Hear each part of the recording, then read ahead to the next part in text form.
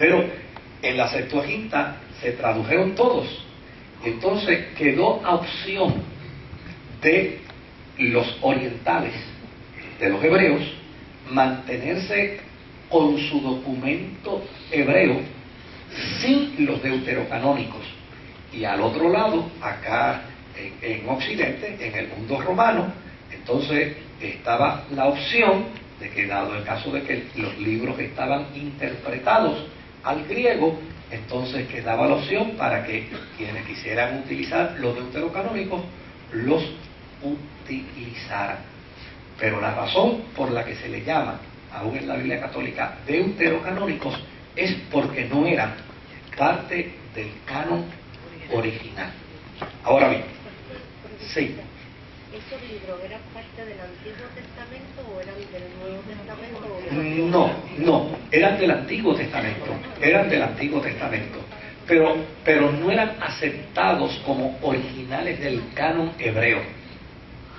No eran aceptados como originales del canon hebreo. Ok, desde luego, esa era la Biblia que utilizaban los cristianos para referirse al Antiguo Testamento, que probaba que Jesús era el Mesías. Ahora bien, cuando la iglesia empezó a recibir los primeros escritos, pues desde luego los primeros escritos fueron los de Pablo, las cartas de Pablo, porque las cartas de Pablo no se hicieron como documentos sagrados. Las cartas de Pablo se hicieron como parte de la correspondencia normal y natural que en aquel tiempo se tenía para vertir una información a una comunidad, a un individuo, a una persona.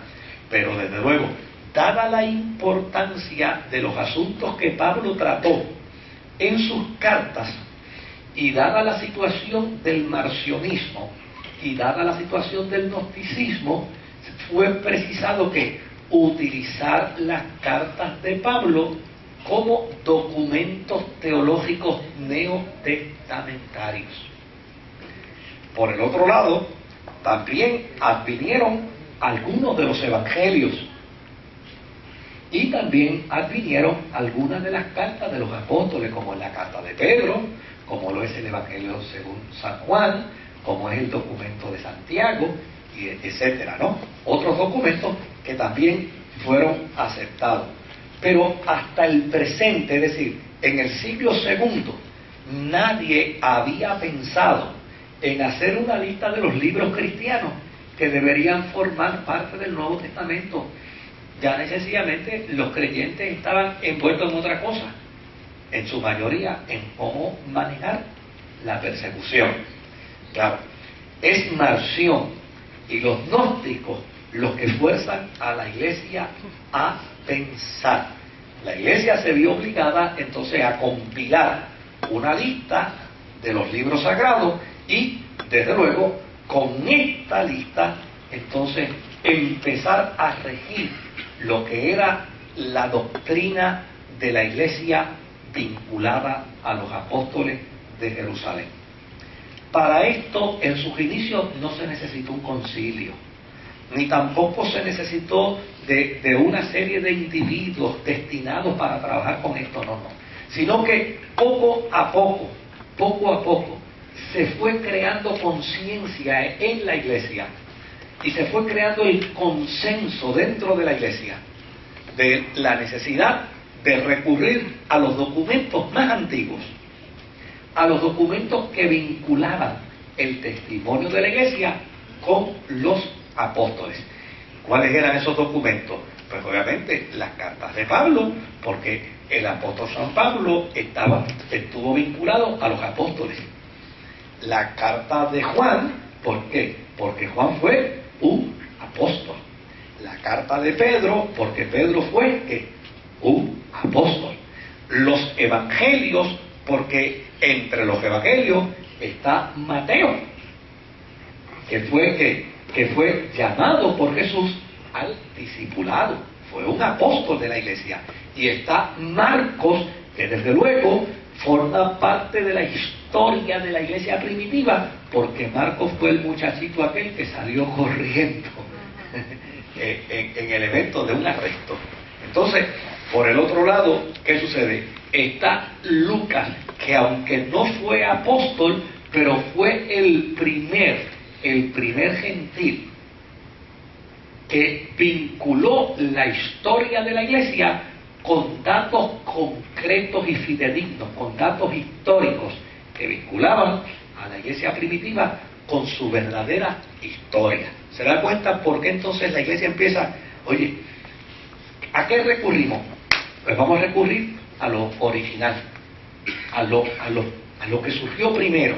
Entonces, en la medida en que la iglesia empezó a recurrir a lo original, se fue desplazando una serie de documentos y de cartas que circulaban por las iglesias, que las enviaba Juan del Pueblo, que las enviaba, qué sé yo, fulano, sutano, de tal, que escribían cartas también para alentar a los cristianos. Pero cuando la iglesia empezó a decir, ¿qué fecha tiene esta carta?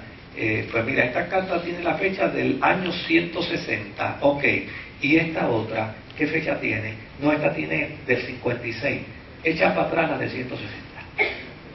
Entonces, como resultado cronológico de la fecha, mientras más nuevo era el documento, menos aceptable era. Mientras más viejo era el documento, entonces más aceptable era. Desde luego, esto trajo como consecuencia que algunos libros cayeron en desuso, finalmente se perdieron.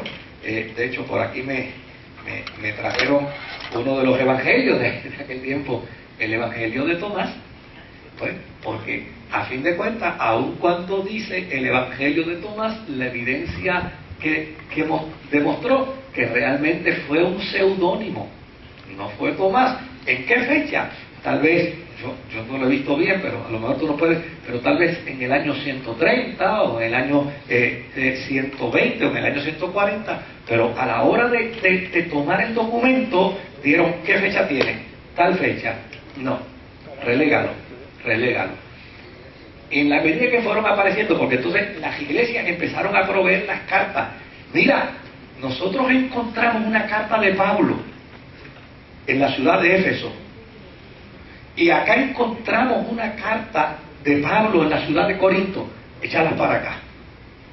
Pues estas cartas tienen mayor relevancia que la de Tomás. Entonces, mientras más lejana era la fecha, menos credibilidad tenía, en ese sentido. Ahora, por el otro lado, empezó a tener una acogida extraordinaria los evangelios. Entonces, ya empezaron a hacerse copias de los evangelios y a distribuirse. Entonces, empezaron a usarse esas copias de los evangelios. Y, desde luego, hubo otros documentos que se quedaron en discusión.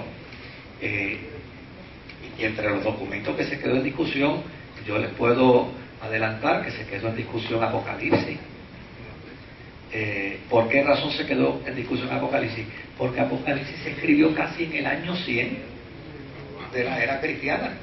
Se escribió por allá por el año 90 de la era cristiana. Entonces, como la tesis era, mientras más cercano a los apóstoles, más importancia tiene, y mientras más distante de los apóstoles, menos importancia tiene. Claro, cuando se bregaba con los documentos de los evangelios, que eran del 50 y pico, las cartas de Pablo, que empezó a escribir en el 55 la primera carta a los tesalonicenses, olvídate de Apocalipsis. Déjalo para atrás y déjalo para atrás. Pero claro, cuando la iglesia dijo, ¿hasta dónde llegamos? Pero, pues vamos a llegar hasta Apocalipsis. Y vamos a agarrar a Judas. Y vamos a agarrar Tercera de Juan, que también, si mi memoria no me falla, también estuvo en discusión. Y empezaron a dejarse relegados. Pero al final, a la hora de cerrar el canon, como un abortivo, diría Pablo, pudieron entrar. Ahora, acerca del Antiguo Testamento, todos, excepto los gnósticos que ya habían escrito antes que los evangelios, antes que la carta de Pablo,